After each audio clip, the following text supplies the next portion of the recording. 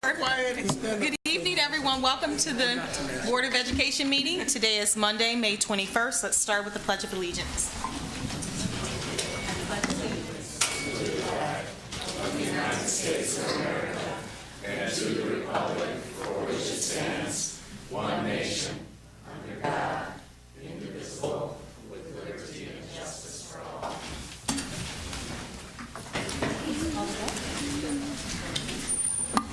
Ross. Here. Slade. Here. Baker. Here. Balb. Here. Eatson here.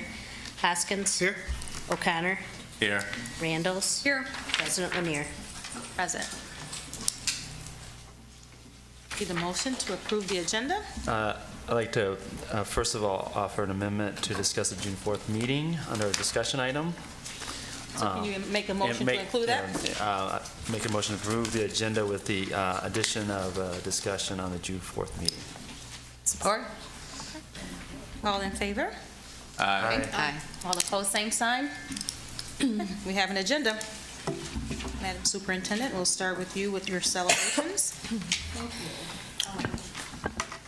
I am pleased to start out with employee recognition of 40 years, and so Mrs. Carolyn Evans is going to step up and share that information. Good evening. Good evening. This is our early vote today.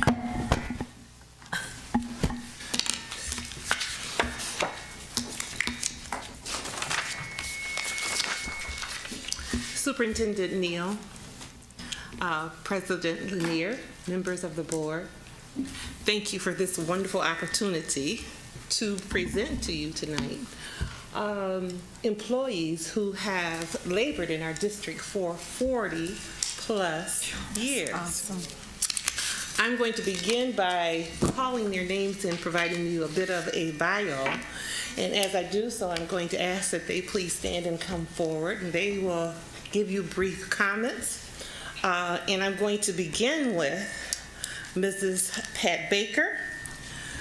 Ms. Baker began in our district on September 5th, 1972. She began at Central High School. She has taught also and she is currently employed at Union High School.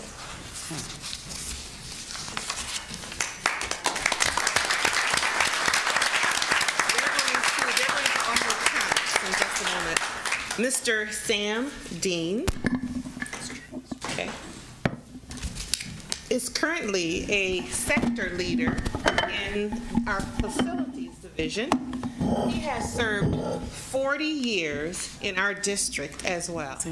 Wow.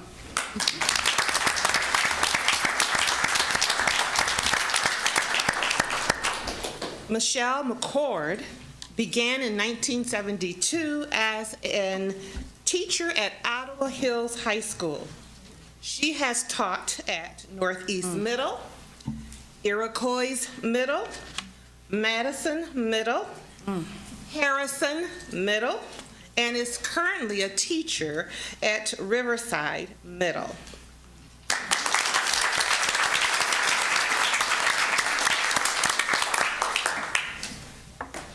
William Leonard began in our district in 1972, September 5th. He is an occupational therapist. He has taught at Eastern, at Kenosha, at Ottawa Hills, Ottawa Pohai, and he is currently an itinerant occupational therapist.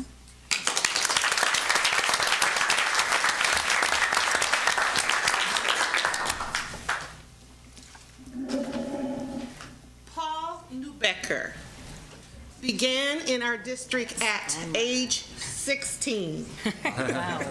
He is currently 63 years old. He has worked as a cook at Lincoln Elementary for the duration of his tenure in our district. Wow.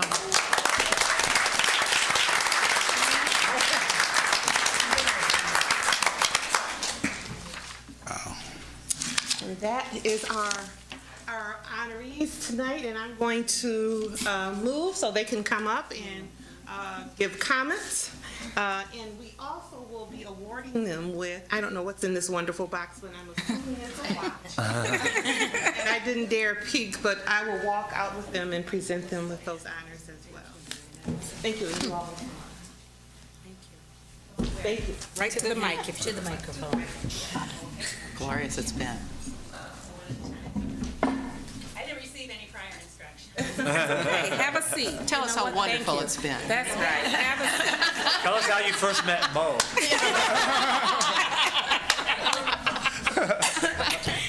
Amazing. More chair. We have one more. Got one on. Bring it around. Thank you, Mr.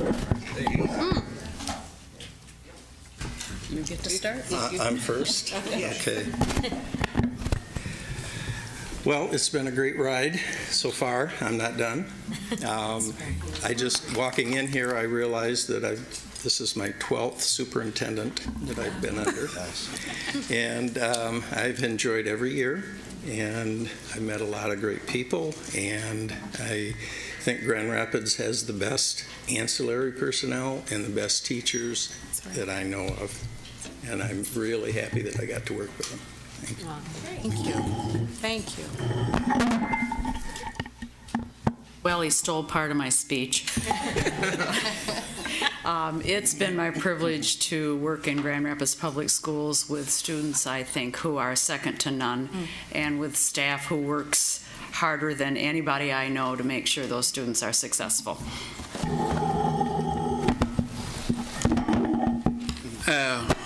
It's been a great thing to work for Grand Rapids Public Schools, but I always wanted to work for GM, but they never hired me. We're better than GM.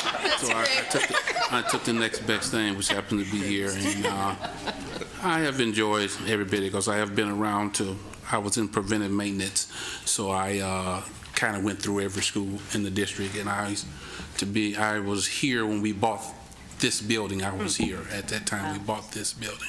Wow. So, thank you. Thank you. First of all, obviously, I was only 9 when I started teaching. Child labor laws.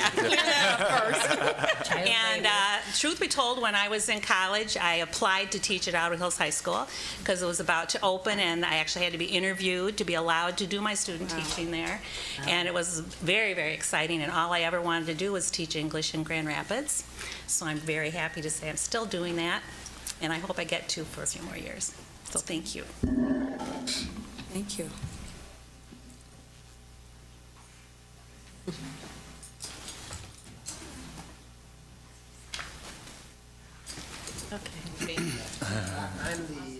I'm the brother-in-law of Paul here. He's worked hard in the kitchen there at his favorite school, and he's done a really great job. And he started when he was 16 because the principal said he looked like a good worker. He just kept on doing the same thing, and he comes home once in a while and says something changed or he didn't like this or that, but he just goes back and keeps on working, and he's a very good worker. I love it. Thank you. Thank you.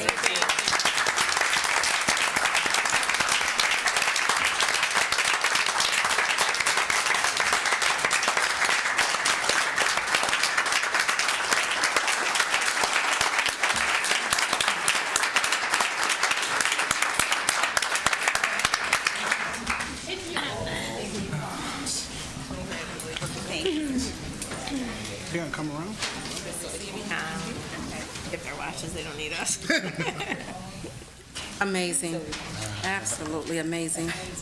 Mr. Dean, did you say you were here, you built this building? We built it.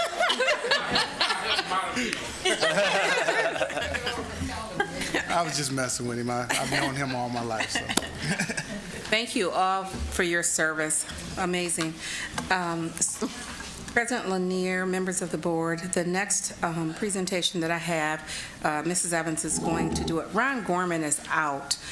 He had a new baby Friday night, you guys. We have a new member of cabinet, he said. All So. So Mrs. Evans is going to present for Ron Gorman and recognize City Middle High. Okay, thank you again. City High and Middle has achieved state and national attention. A report from the U.S. News and World Report ranks City High Middle among the top 10 Michigan schools.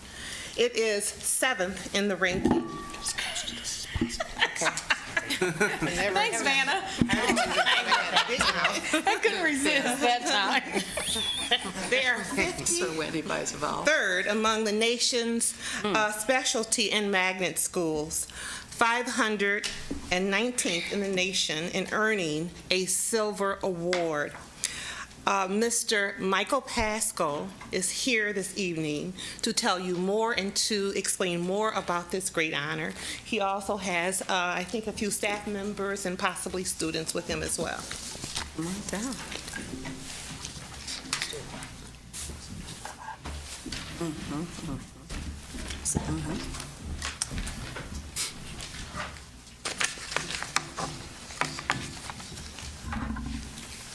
Thank you, Mrs. Evans.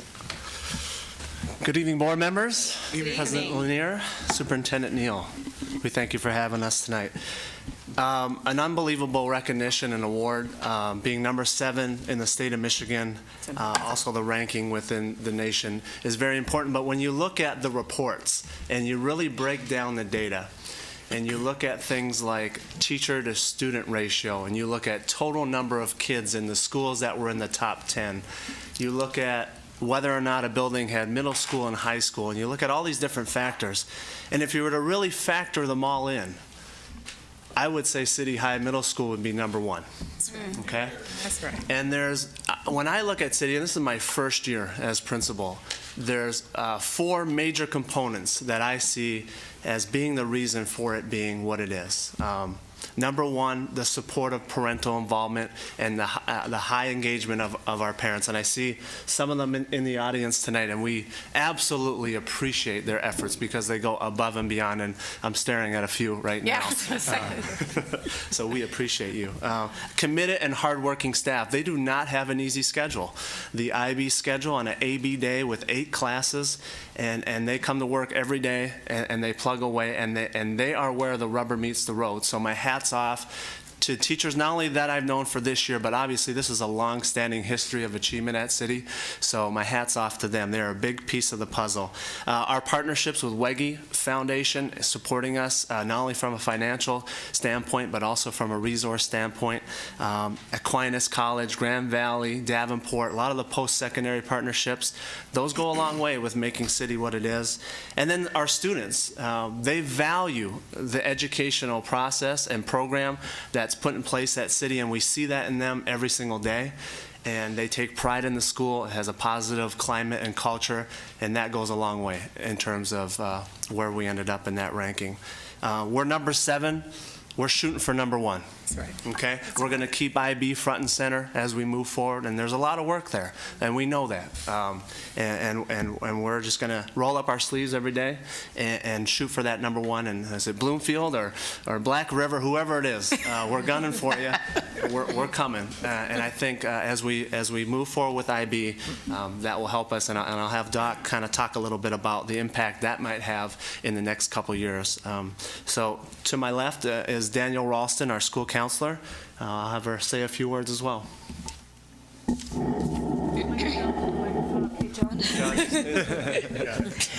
There's a ringing that I hear up here, so I asked John to fix it. I can hear a ringing in that. Oh, that's how Vanna got his That's what John is trying to fix that for me. You're fine.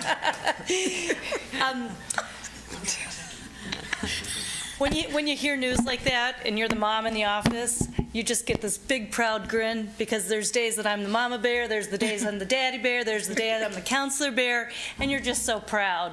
I have the benefit of being the counselor for the entire school, and there are moments like this where you're like, oh, great. All that hard work is paid off. And as I meet with parents, whether it's choosing a college, choosing a career, their student is struggling in school, the pressure's too much, I tell them there is a culmination event, and this happens to be May 31st for our students this year. Graduation will be here.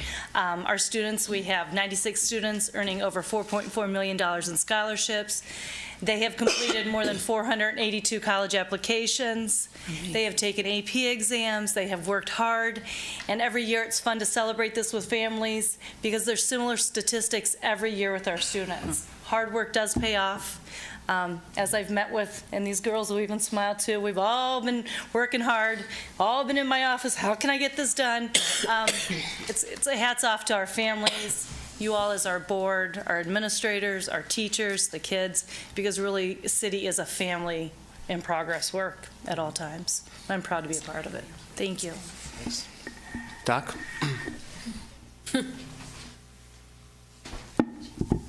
Good evening, everyone. I would also like to express my extreme pride, not only in the school and its staff, but also in what we're able to do as a district with this wonderful opportunity. So I'd first like to thank the board and the superintendent for their continued support, and then look at the wonderful power our school has to transform students' lives, because that's really what it's all about. And we have this wonderful tool, this IB program, the capacity to further help them develop their critical thinking skills and ideally spread this way of instructing to other schools in the district. So we're not just talking about the one, we're talking about the whole. What Mr. Pascal alluded to earlier was when you look at the number of students we're going to have completing the International Baccalaureate program will increase next year, because next year will be our year of full implementation in terms of having 11th and 12th grade. So if you're looking at the numbers, that should help us a little bit down the road, because now our percentages will increase. But then we're also going to have even more wonderful educational opportunities for our kids moving forward, as there is strong university recognition for this diploma. So I'd just like to thank you very much for your continued support, and we look forward to wonderful things in the future. Thank you.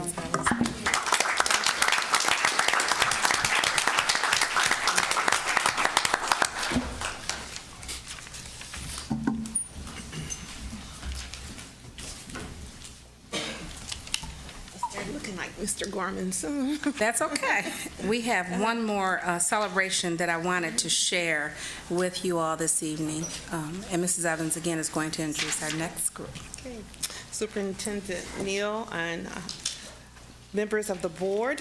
In our mission, we often hear the term global citizen. Or global citizenry, and yet it is a term that is very difficult to live up to. We have a group of students and a teacher who are in fact doing an excellent job as developing our students as global citizens. This group of students recently visited Costa Rica, where they had the opportunity to study culture, language, tolerance, and economicology. I'd like to present to you this evening Vice Principal Ryan Hupert, Vice Principal of Economicology, and his students, and they will share with you about their visit to Costa Rica. Thank you. Thank you. Thank you, Mr. Gorman. Mr. Gorman, thank you. Thank you. Plenty of seats, ladies. Good evening, ladies and gentlemen. Thank you, Ms. Evans. Thank you, board. Thank you, Superintendent Neal. We appreciate the opportunity to celebrate with you guys. Again, my name is Ryan Huppert, Administrator with Grand Rapids Public Schools and the Center for Economicology at City High Middle. We had the opportunity to take a second group of students, second year in a row, of actually 8 students for a 9-day trip to Costa Rica. And extremely impactful trip, and one that I hope we can continue to offer.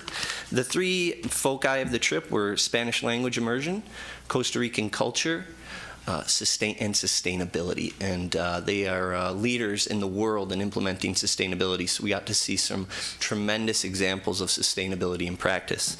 The trip lined up very well with the International Baccalaureate goals in terms of international mindedness, global citizenship, open-mindedness, critical thought. It also aligned very well with the 6 E's of economicology, so it was a very well-aligned trip to the goals that we have for this program, and I think we hit them all very well. I'm going to introduce a few of the students who went. These are just 4 of them, but they have a few things to share with regard to sustainability, culture, language, and we'll make it brief, but just wanted to share with you some of the impacts that the trip had on them. So these are 4 sophomores who went on the trip. All right, hello everyone. My name is Mallory Miletic, and like he said, I am a sophomore at City High School. I think the trip to Costa Rica was a really nice break from kind of the rushing everyday life of the United States. The culture there is a lot different. It's not as materialistic. Not everybody there has a laptop like you do, and I mean, what they don't have, they don't mind. Sorry.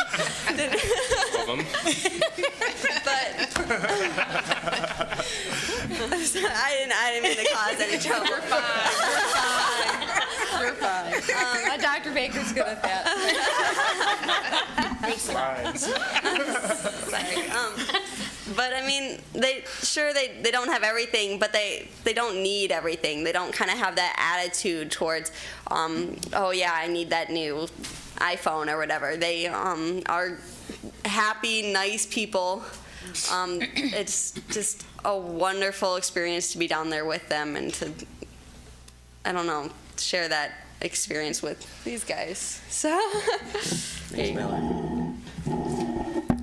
Good evening. My name is Taylor Jones, and one thing that I found interesting was that their sustainable energy resources. They have 4 different resources, and it's wind, solar, hydro, and geothermal for energy. And in America, we often rely on coal, which is not helpful for the environment. So they have these that are renewable, and they're helping out the environment. And I thought that was really nice. Thank you. Does that one work? Yes. Hello, my name is Cecilia Van Zijtveld, and I found that the trip to Costa Rica was very beneficial to my Spanish education because I was immersed in the language instead of sitting in a classroom and learning through a textbook. So. Thanks. Great. Hi, I'm Shasta Borman. My favorite part of the trip was meeting. We went to La Paz High School. It's another international baccalaureate school in Costa Rica, and we got to meet the students there and like go to their classes with them and just see how they do IB there and how it compares to here. So it was interesting actually seeing it somewhere else besides our school. That's great. Thank you for sharing, ladies. Appreciate that. If anybody wants to learn a little bit more, we did create a blog, and all the students contributed. There's some photos, videos, some great writing by the students. And if you just Google City High Costa Rica 2012, blog spot, if you have to throw in one more term, it will come up with City High Costa Rica 2012. And there's an interesting blog there, so please check it out. Thanks so much. Oh, and one other note. Miss Michelle McCord was my teacher at Northeast Junior High, so full circle. Thank you so much. Appreciate your time.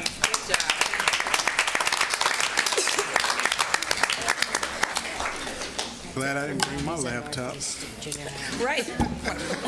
Down. In that building. Thank you. Great.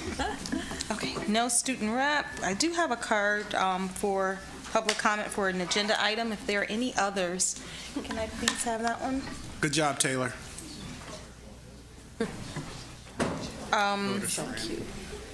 We'll start with Bill Harris. Just beautiful.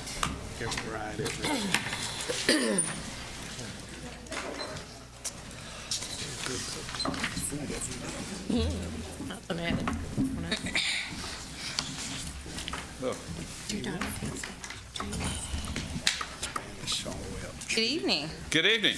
I want to make a few, I'm going to add to what Mike Pascal said about City High. Pull my notes right here. Yeah, I should explain my relationship to City High, because I am basically the debate forensics coach at City High. I've been involved with speaking activities at City for 15 years. So it is a place near and dear to my heart, not least because it graduated my daughter too, or our daughter. Anyway. Along with, we should preface this. Not only has U.S. News and World Report honored City High, we saw earlier this year that the state of Michigan places City High in the 99th percentile in terms of overall academic performance. Now, what makes this accomplishment singular, even unique, is what City High is doing with resources to get these kind of accomplishments. Other schools, if we look at the list, we see them reflecting an appropriate socioeconomic backgrounds. Grosse Pointe, Bloomfield Hills, these are East Lansing, these are the schools that succeed. What is it about City High that makes it a standout? And some of the details that are in the U.S. News World Report are worth keeping in mind. Dr. Pascal said, or Mike said, we have high class ratios. Yes, we have 26-to-1 class ratio. That is the highest of all the schools on the U.S. News and World Report for gold or silver in the state of Michigan. No other school has a higher share like that. Look at number of kids who qualify for school lunch, 38%. That too is the highest portion. Look at our scores. 3.2 on the reading proficiency. That is second of all this class. We could go on. Briefly, City High has performed outstandingly. It has achieved this with kids who come in well prepared from the schools, but it comes from kids who otherwise would not have that door open to them. And these numbers underneath it just reiterate that what we're doing at City makes it a standout among all the schools in the state and one of the deserved standouts in our country. Thank you.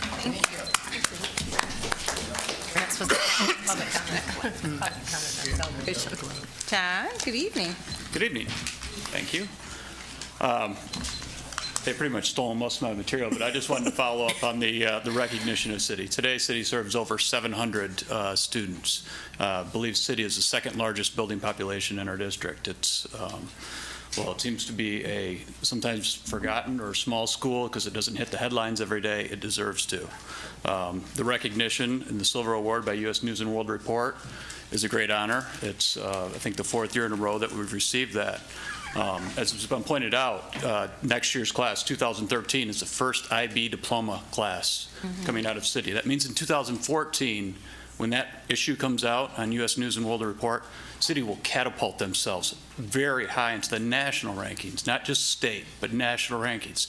With 100% participation and the scores and our proficiencies, we will be at the top of the nation in schools. We will have that recognition that City deserves and has really had for a long time.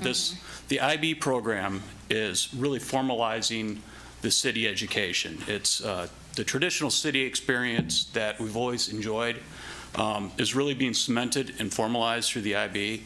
This is allowing the recognition from the colleges and the universities on a grander scale that don't know City so well. And when when a IB diploma hits the admissions, that goes to the top of the stack. K College, MSU, and Lawrence Tech came to City on IB Parent Night and shared with us what a great thing it is and how they categorize the IB diploma and the IB program, not even just the diploma, but just participating in the IB program is one of the top factors for success in secondary education, post-secondary education. So that IB curriculum piece is very important to our school. It is preparing City students for more than just college. It's really preparing our students to be lifelong stewards of the global community, We saw the students that went to Costa Rica.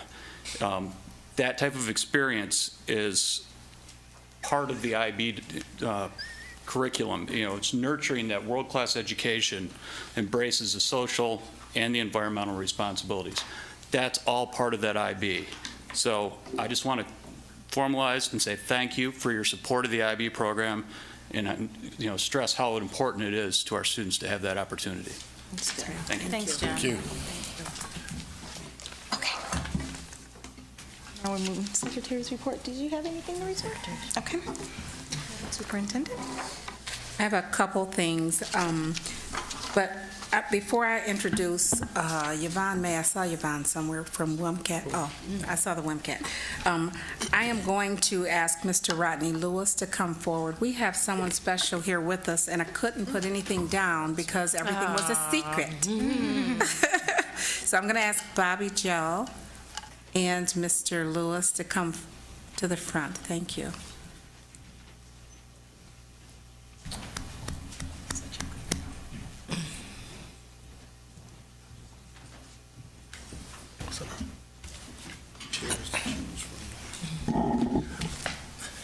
Good evening. Good evening. I won't sit in front of the laptop. But I would like to say good evening to Superintendent Neal, President Lanier, and all the board members present tonight. Last Thursday, we had a wonderful celebration of something that's very special, a first that's happened in Grand Rapids Public Schools, a first that happened at Ottawa Hills High School, a first that happened within Kent County. So I would like to just share with you, some of you guys were in attendance last Thursday. Mrs. Bobby Jo Kenyon, she's somewhat of a rock star. My kind of rock star. The 2012-2013 Michigan Teacher of the Year, which is a phenomenal feat for her, phenomenal feat for the district, and phenomenal feat for the school. So with that, I'm going to turn it over to Ms. Kenyon because I've kept it quiet long enough since April 30th, and I'll let her talk. Good evening, board members, President Lanier, Superintendent. It's my pleasure to be here and this great honor. As you can imagine, these last couple of days have been just a whirlwind for me. I still don't know if it's fully hit me, but one thing that I do know is that people around here are really good at keeping secrets.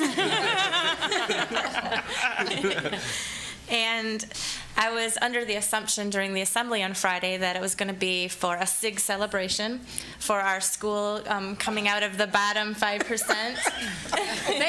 Another one. Which is really exciting in and of itself.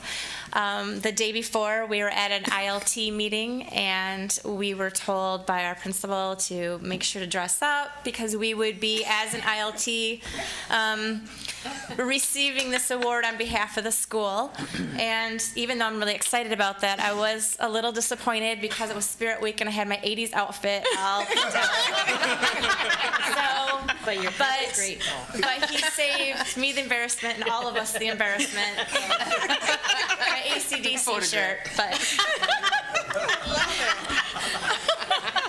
I am just more than honored to especially represent Ottawa and Grand Rapids public schools. After 16 years working here, I can't imagine working anywhere else.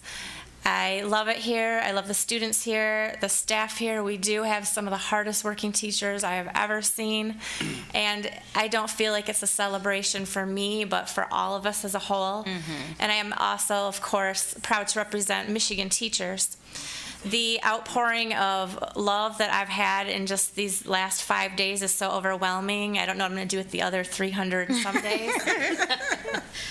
But just from the excitement of my freshman students coming in and one student telling me that her grandma actually got off the couch and started doing a dance and jumping,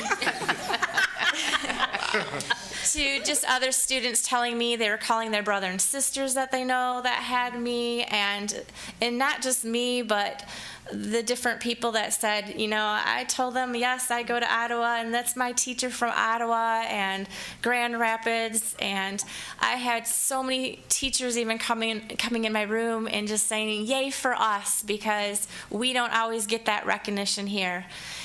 and to have positive news and publicity feeding around us, to me, is just above and beyond. And I had one email that I wanted to share from you. I've gotten so many emails lately from people from my past and former students. I'm so excited. But one email from a parent I wanted to share with you that kind of encompasses everything that I've been talking about. It says, "Congratulations, Ms. Kenyon, on your fine accomplishment. I want to thank you for not only what you do for your students at Ottawa, but in bringing some renewed pride in Grand Rapids Public Schools. I've had several students go through the school system here, and they have had many wonderful teachers, including you. I too often have parents in other districts brag about this, and that they do not hold any account when I try to brag about Grand Rapids Public Schools. All too often the media has focused on the shortcomings and problems, which all schools have, I must add. But with you getting the Michigan Teacher of the Year and hearing about it on the radio and the news, as well as people at my church and friends, I can hold up my head high and say, yes, my students went there. Maybe more people will start to listen and more people will know about the great things happening in Grand Rapids Public Schools. What an honor for you and for your parents, faculty, and community, and especially for Grand Rapids." That's great. Thank you.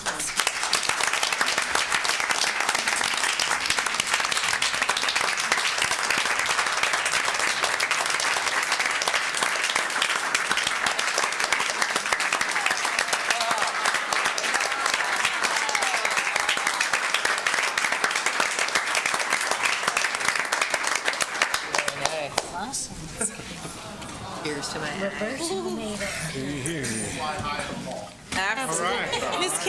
Ms. Kenyon, before you leave, please, just in case any board members would like to give any comments or have any questions. Sure. I was out of state when it all went down, and when I looked at the picture, you were in a suit, and I thought, did she know? So I'm glad you cleared up. Yes. I'm like, wow, she was dressed pretty sharp for teaching that day. So I don't know if anyone else would like to give any comments, questions?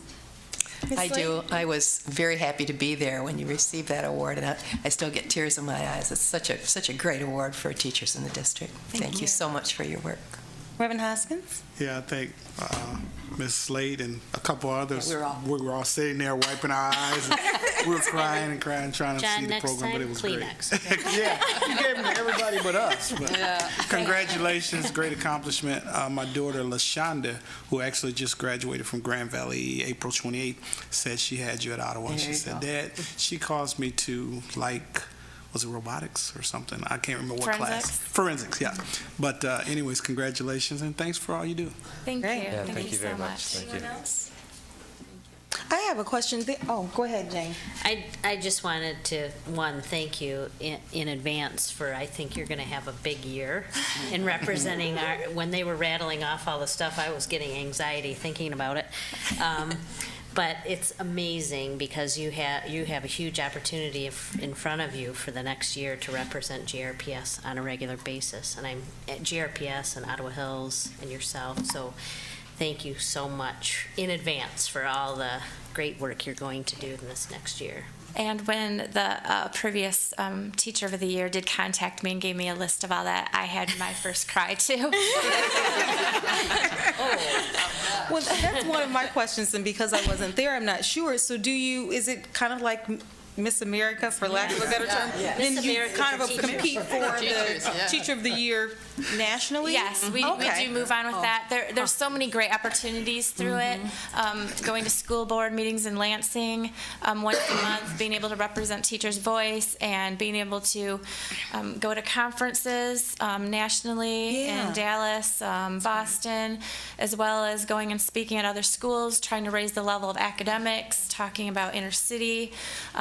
One of my big agendas is to help new teachers and support them, as the turnover rate, as you can see, with teachers and staying in teaching less than 5 years. That teaching is now being heralded basically as a stop in between other types of careers, and we need to get that back and retain teachers. I want to work with that as well. Okay. She gets to meet the president, too. Yes. Trip to the White House. Yes, next April I'll be able to go to the White House for a week and meet the president and go to some dinners and balls there, and so that's very exciting. We were when we were at the National School Board Association conference a couple years ago in Chicago. They had the Teacher of the Year there who gave some words, and that's why I wasn't sure how that connected. So that's great. Great. Thank you. Congratulations. Yeah. Thank you. Thank you so much. Thank you.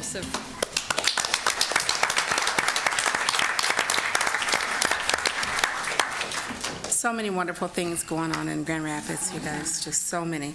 And now I would ask that Yvonne May, they're going to talk about WMCAT. You guys might be familiar with all the things that we have been doing with the WMCAT. They have actually stayed in the game like no other over the past few years, serving our students. And so I wanted them to be able to share with you all that they're doing. Thank you, Superintendent Neal, President Lanier, and board members for having us here today and giving us the opportunity to share a little bit with you some of the exciting things that have been going on at WMCAT. My name is Leanne Rhodes, and I am the Youth Program Director there, and I'm here with Yvonne May, our Student Services Manager. And she has a little packet of information for you that will get to you with some pamphlets about WMCAT, our newsletter, hot off the press, and an invite to our upcoming art show. So WMCAT has partnered with the Grand Rapids Public Schools, serving students from Union, Ottawa, Creston, and Central since 2005. And since then, we have served over 1,250 students in our after-school program.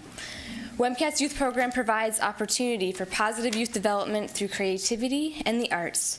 We fuse together mentorship, creativity, beauty, and hope, and we create a safe space in which our students feel comfortable learning and growing. We have a great space downtown where we offer some unique and, I think, kind of cool studio areas.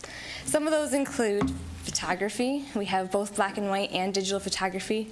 Kids love being able to explore downtown, taking pictures. Dennis Grants there is our photography instructor working with one of our students on Photoshop. We have a number of Mac laptops with Photoshop. All of our instructors are artists themselves. That's what they do. They are artists. And they're also trained in youth development strategies for working with our students. We have a 3D sculpture and design class. T-shirt design and screen printing. Students can design their shirts either by hand or do it graphically on the computer. They burn them onto the screens and then transfer those images onto T-shirts or other materials. We have painting and drawing. Graphic design. They can make different logos that are made into decal stickers, or they create their designs to be adhered onto a skateboard that they can take home with them. We have a sneaker design class. They start with a blank pair of shoes and get to design their own personalized pair of shoes. We have fiber arts class. There's a lot of different components to our fiber arts program. We do a lot of dyeing shibori, which is kind of a Japanese type of tie-dye. We do a lot of sewing. You can see on the one side there, there's those hats, polar fleece hats that the students have made. And that young lady there is modeling a class from our Project Junkway class. That's using recycled materials.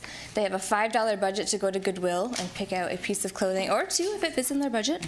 And then they get back to WMCAT, they deconstruct whatever piece that they've chosen, and then recreate a new piece from it using recycled materials. And then we have an art show where they have done their fashion show to show off the different creations that they've come up with.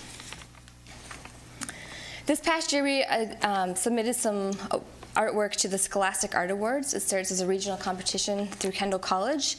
And this year, 2 of our students won gold keys, 11 won silver keys, and 5 won honorable mentions, which is fantastic. It's a large range of people who submit into this from all over the state, so it's an awesome opportunity for our students.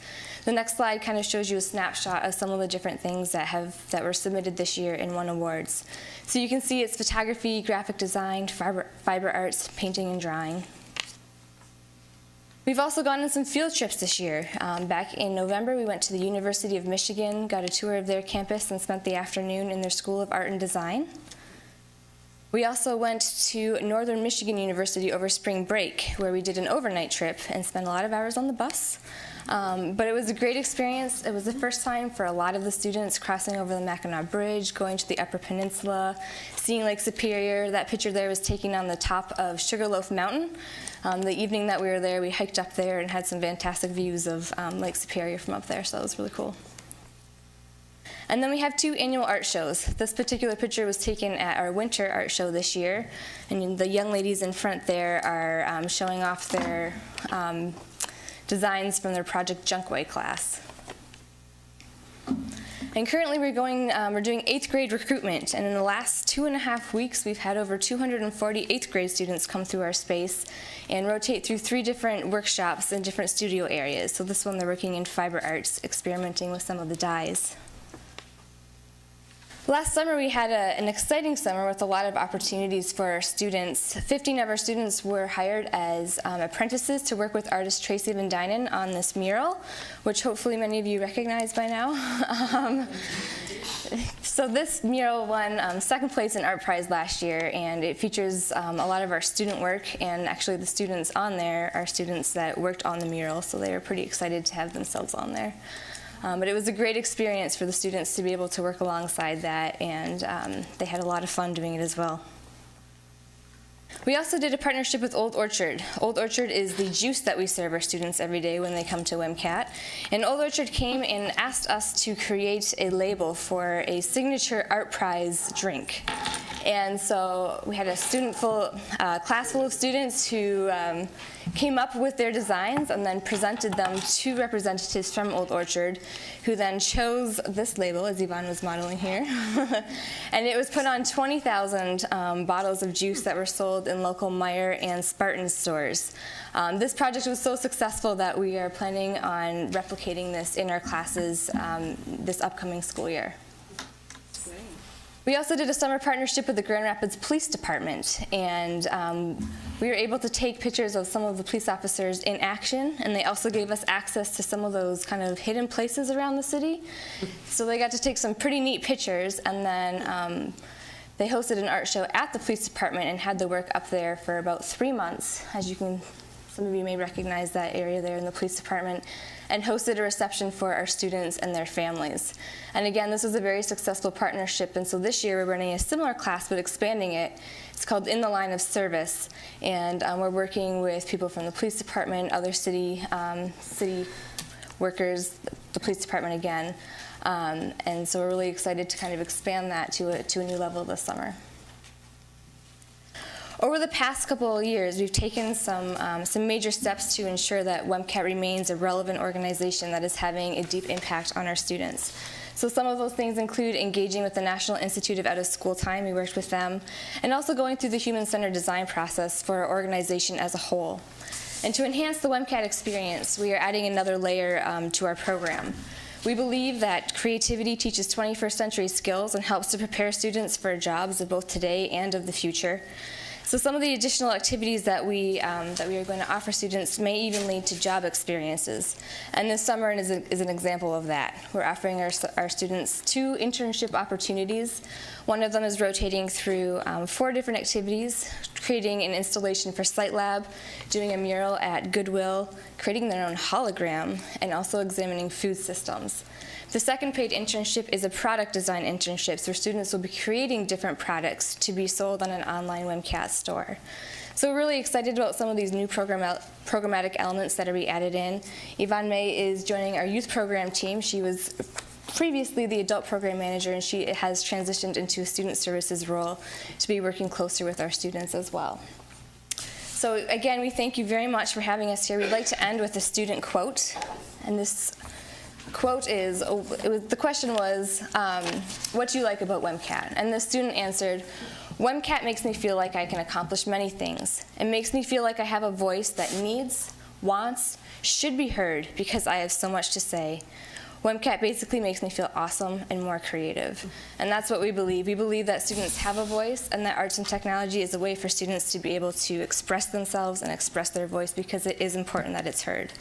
So in closing, we'd like to invite you all to our spring art show, which is next Thursday, May 31st, 5:30 to 7, down at our facility. Thank you very much for this opportunity. Thank you. Thank you.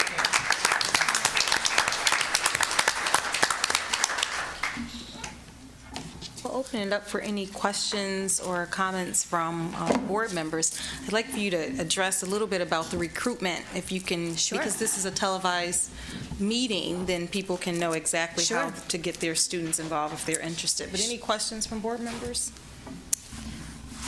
Okay, Dr. Baker, you can go ahead with that, and I'll start my list with who wants what other questions.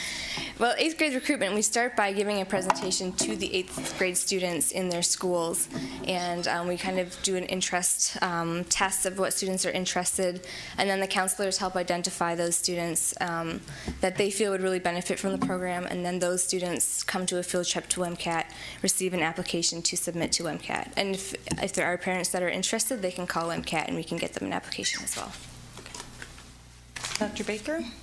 I just want to say I'm a huge fan of WMCAT. I've been, ever since I first got on the board, I somehow got invited and been going back. I take my students from Ferris to show off Grand Rapids whenever we come here, so there's been lots of students who come through, and also trying to get WMCAT to work with any opportunity I have with Ferris, and I'm just amazed at how much, and also the advocacy you've done for kids and for the arts, and it's just been really impressive. It's a real voice, and it gives me a voice on what's happening for our students too, talking to your staff and the kids there, so really appreciate all the work you guys do. So thank you. Dr. Fall? Oh, I just, to get a sense of your scope in regards to Grand Rapids Public Schools, how many Grand Rapids Public students do you on average serve a year, and how many since you've been open have you served? Since we've been open, we've served over 1,250 students, and every year it's around, give or take some, around 150 students per year. Okay, great, thanks. Any other questions, comments from the board? Great. Thanks, ladies, for being here and sharing with us. And this is a very good packet of information. Thanks for that.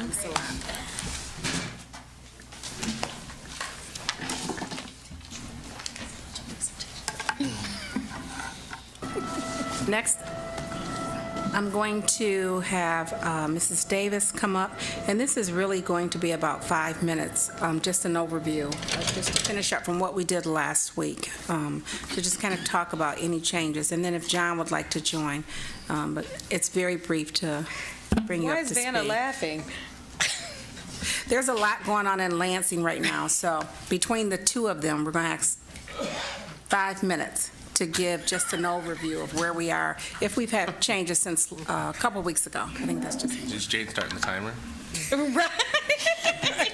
She said 5 minutes like 5 times already. Oh, we have a timer going. Well, they know. Keep it brief. Timer's going. Watch Jade. Timer's going. Sorry. Good evening. Last week on May 16th, they had the Revenue Estimating Conference in Lansing, and the news was positive. We are faring better both in the state's general fund as well as the school aid fund. In the past, we've been able to have that Revenue Estimating Conference and feel a little bit of assuredness that some of those funds, when things are going better, are coming back directly back to the districts in the form of increases. We are no longer sure that exactly what that will look like, but that's what they will do in Lansing. They have, I don't believe they've set a budget conference committee yet. Not yet. John, correct me if I'm wrong. So we are still waiting on the final budget from the state. They're still shooting for a June 1 date, so we're hopeful that there will be that decision made by June 1 to give us a little bit better picture of what our revenue will look like for next year, because there are some major things that are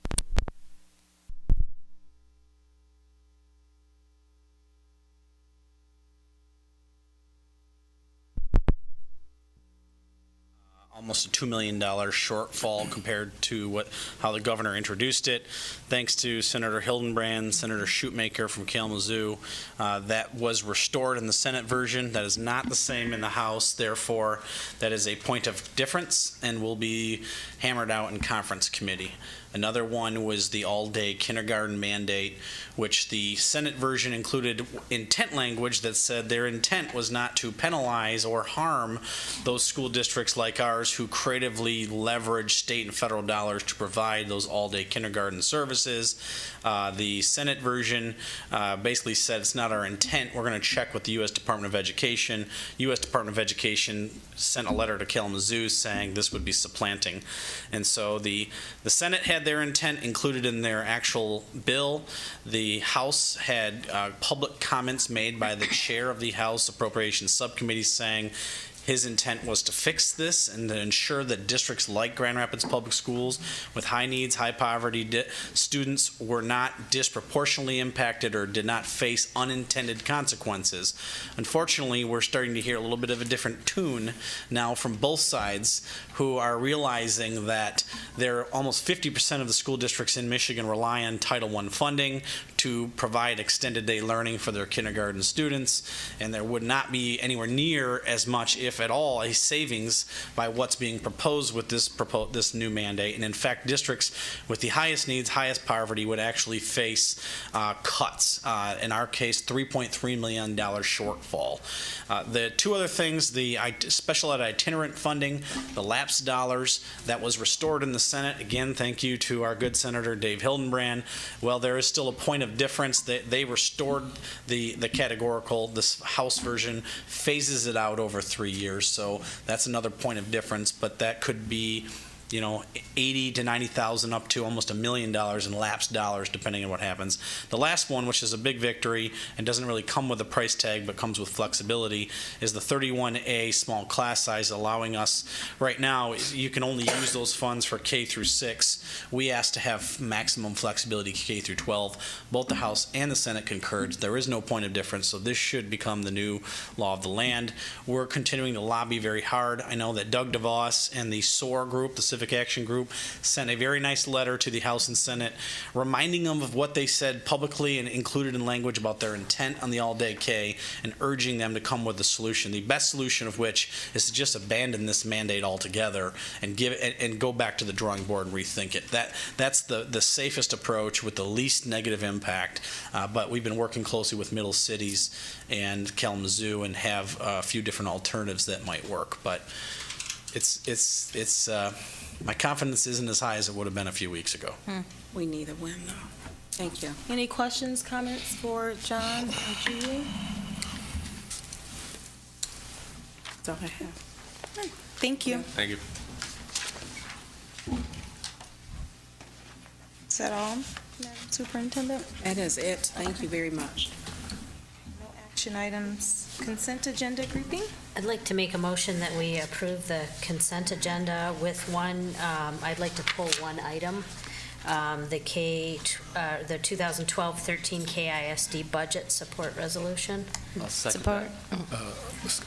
I'd like to make a motion also that we approve it, but I want to remove the Education Committee meeting minutes. So I will alter my motion.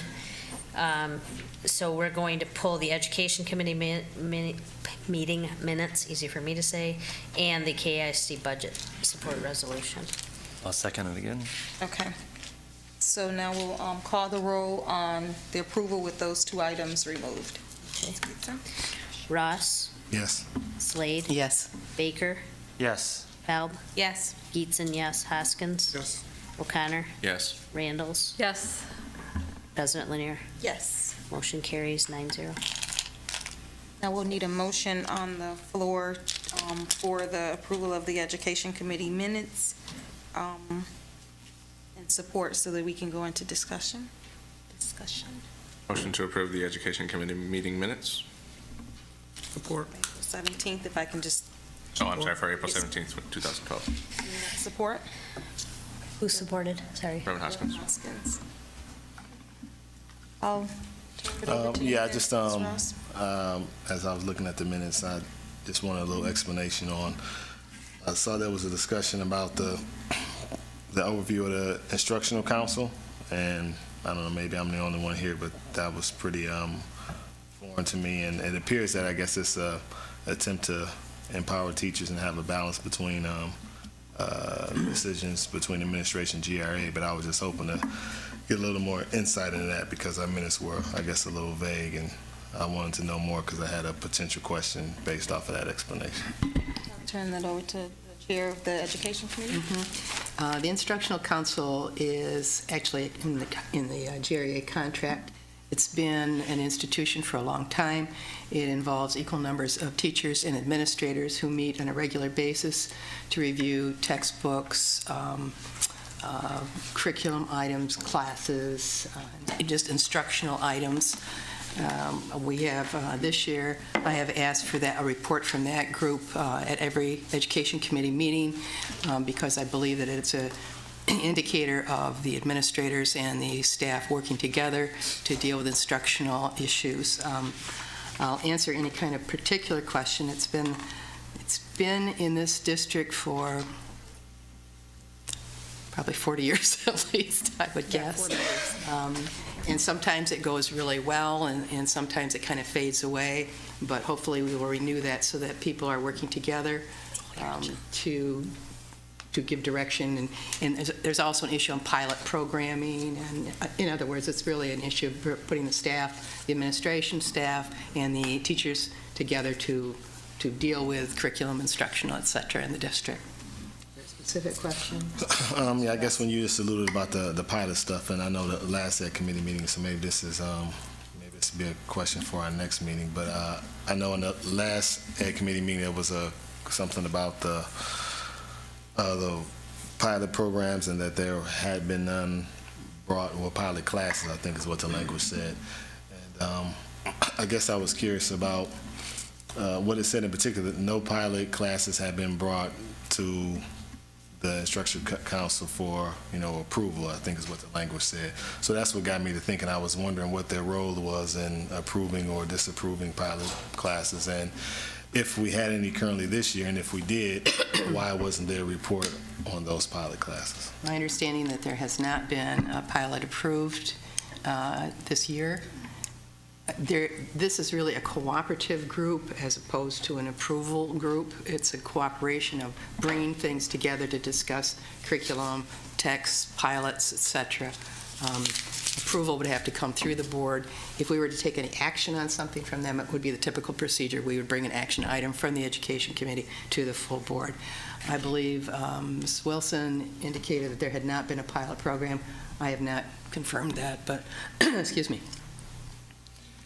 So, are you asking the procedures or whether there's been a pilot? That I don't know. There's been any pilots that have not gone through Instructional Council. Yeah, maybe give me a second. I'll just get back to that at some other point, because I guess I will quote exactly what it said, but it's not pertinent for right now. But one other thing on the Ed Committee meetings, I had a question about, this is regarding the Power School, and the Power School overview that Mr. Atkins gave. Towards the end of that, it talks about all GRPS staff being trained in a new system in the summer of 2012, and I guess I wanted to hear how that would coincide with contracts or lack of contracts as far as teachers being under them, not being under them, because I know when the switch was made to some things like blended and things like that, one of the concerns was that teachers didn't come to training during the summer, and so I'm just don't want to have a repeat of if that indeed was the case. Of course, we don't want that being the case again, so I just wanted to hear a little bit more on the timetable we have as far as notifying teachers of potential summer training, and what are we going to do to, I guess, encourage them to come during the summer if they are not under contract at that time. Can I answer that one? Please. We did have plans in the district, I understand, to roll out Power School across the district and have everyone trained. But I have since made the decision that we're going to do it on a pilot, and rather than roll it out through the entire system like we did with the blended, I think it's best that we do just a small pilot, and then get the tweak the program then and roll it out. So that was something that you guys agreed to prior to me coming in this seat, but I have since asked the staff to change that. I don't know that we're ready to make that drastic of a change in the system without giving it a lot of thought on the best way to roll it out. And so there is a group that's putting together our professional development plan, and Power School will be a part of that, but we are not ready at this. I didn't think we were ready at this point to do that major of a change in the entire system. So we're going to do it with just a family of schools and work that way. Okay, thank you. That makes sense. Any other questions, comments regarding the minutes from April 17th for the Education Committee? There being none, can you call the roll, please? Ross? Yes. Slade? Yes. Baker? Yes. Alb? Yes. Geetson, yes. Hoskins? Yes. O'Connor? Yes. Don't we need a Vandals? motion to approve? We already made. President Yes. Lanier? Yes. We had a motion and a second before the discussion started. The KISD budget resolution was pulled as well, and Julie Davis is going to give just kind of some highlights regarding that budget. Do you want a motion? So I don't know if we need a motion for her presentation. The motion Okay. is really for our discussion, so she can give just kind of a brief overview from the ISD. I actually sent an email to Julie as well as Wendy regarding if either of them had gone through that budget, and I sent it today because I was gone and really didn't do my homework while I was out of town, but just kind of wanted to get some of the highlights before we approved it. Nothing was of concern, but just wanted to kind of know what was inside. Sure. Well, by law, under Section 624 of the Revised School Code, and then by June 1st of each year, each local board is required to act on the Kent Intermediate School District's budget, and tonight we're asking you to either support that or disapprove that.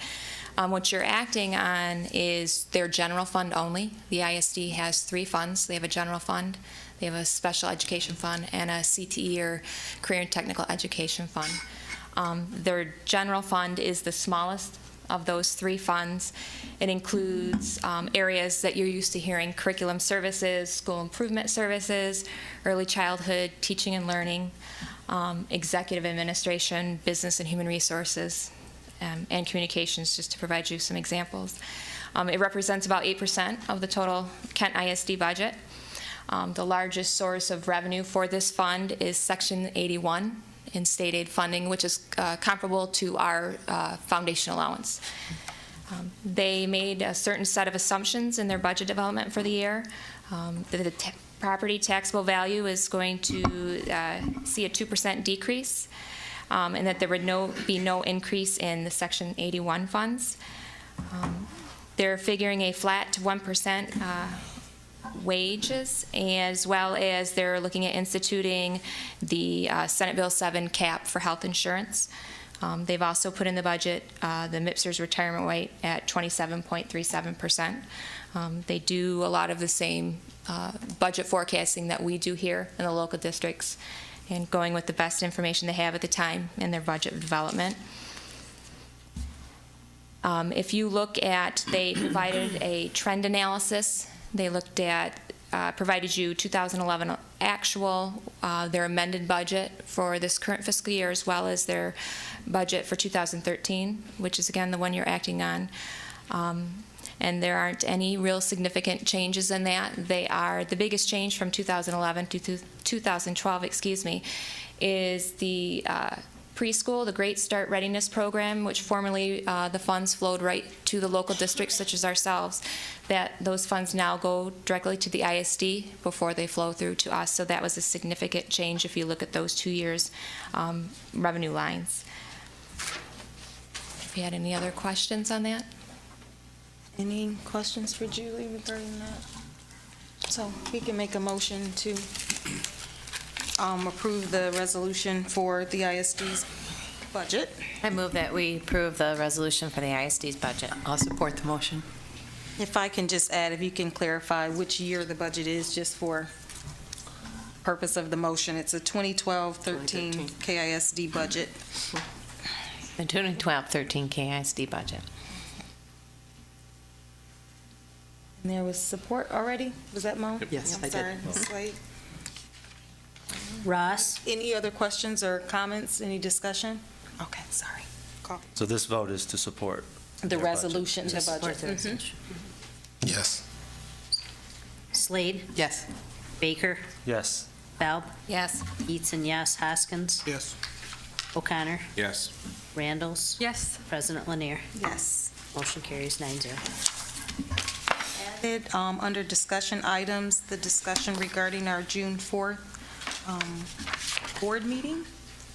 Dr. Baker? Yes, I'd like to, I don't know if I need to make a motion right off the bat, but as a discussion, we're under tight constraints to complete our budget. We'll hopefully have the state information on June 1st, which gives us really just 2 meetings to make our decisions. And Superintendent Nill has included the board in these difficult decisions, and the board needs time to discuss at length. So I would propose that we consider making our business items on our June 4th meeting very brief, so we can spend the majority of the afternoon and evening working in a budget workshop downstairs. So it's just a thought. I would want to make sure that we have time to do any necessary business items, and so We will need to officially vote to cancel the full board meeting, which is scheduled for June 4th, because it is an already posted meeting. And then we would need to, we would necessarily need to, at this point, we wouldn't have to vote to schedule the work session, but we do need to vote to cancel the full board meeting, just for clarification. I can make a motion. I move that we cancel the June 4 board meeting. Okay. Support? I'll second that. Okay. Any discussions on that? There being none, can you call the roll, please? Ross? Yes. Slade? Yes. Baker? Yes. Falb? Yes. Eaton, yes. Hoskins? Yes. O'Connor? Yes. Randalls? Yes. President Lanier? Yes. Motion carries 9-0. No other discussion? I don't have any other public comment cards. Were there any other cards for public comment? Superintendent? Comment. Okay. Mr. Ross? No, ma'am. Ms. Slade? No comments. Ms. Geetson? I would like to thank Superintendent Neal and her staff for the transparency by which you're running this budget process. We have a lot of very difficult decisions to make, lest anybody think we have June 4th off. Quite to the contrary. That will be a very, very long session to discuss what our options are to make these very difficult decisions. Write to your Congress people, please. Really? Dr. Baker? I'd just like to, I think that since Bill Harris, John Walkus is here today, I thank them, but also, I think that there's many parents that make our schools successful, and Bill, as you could hear, his daughter isn't there anymore, and he still plays a very significant role teaching kids after school on his own, and then taking them to Detroit and engaged in stuff. And so I think the city is, and again, I think that this is true of a lot of our schools. I know about City because my daughter is there now in 7th grade, and I was telling Superintendent Nill this morning how amazingly great this learning environment is, especially after school when there's people engaged in working with the kids, and Bill Harris is one of them. John Walkus has been a tireless supporter, and I think that they really are symbolic of a lot of people in the district that have made a significant impact on us, and I think any successes we have to go towards parents like them. So that's all. Dr. Fall? Just in regards to the city accomplishments, I don't know what percentage of city students come from Grand Rapids Public Schools, but I would imagine the vast majority, and I want to recognize all those elementary school teachers and staff that prepared those students for City High. I know my son is headed there next year, and I have tremendous gratitude for the education he's received in Grand Rapids Public Schools. I also want to mention being at the Graham last week with Grand Rapids Public School students and their parents and the teachers, celebrating the students' artwork with the Grand Rapids Art Museum. It was a beautiful event. The artwork was beautiful, but it was also wonderful to see the excitement of the children and so many of their teachers there with their parents. It was just a lot of support. It was wonderful. And I also want to mention again the celebration we had. In addition to the Teacher of the Year, our many collaborative partners that we have with Grand Rapids Public Schools, and I see some of those people here every week at the board meetings, and our district is great because of the extensive partners we have and their dedication to our success. Reverend Hoskins? Again, congratulations to Mrs. Kenyon and all the teachers in the district for the fine job they do in preparing our students for the future. And part of that future is coming up. The graduations are coming up, so we look forward with great anticipation for those. I'm really looking forward. My youngest child is graduating, so I told her, I said, check off that box. Yeah, such a relief. you all check. But anyway, so again, city is what, next Thursday, and then the rest of the high schools in Grand Rapids Public Schools is June 9th. June 9th, so we're looking forward to all those. Congratulations to all the graduates. It's not time to check out. Buckle down for those finals. Good luck with that. Mr. O'Connor? No comment. Dr. Randalls? No comment. I just want to add, the work session that we will have on June 4th regarding the budget is an open meeting. It just will not be in the chambers here, and all of that will be downstairs because we'll probably be down there for over 4 hours. So anybody who's interested could still participate if they were interested in hanging with us for about 4 hours. Or so. Or more, right, yeah. At least for us. We usually bring sleeping bags just in case. And I'd like to thank the ladies again from WMCAT for coming and doing a great presentation and sharing with us. And that being said, this meeting is adjourned. Have a great evening. Enjoy the sunshine. Meteorologist for the presidency. She was off on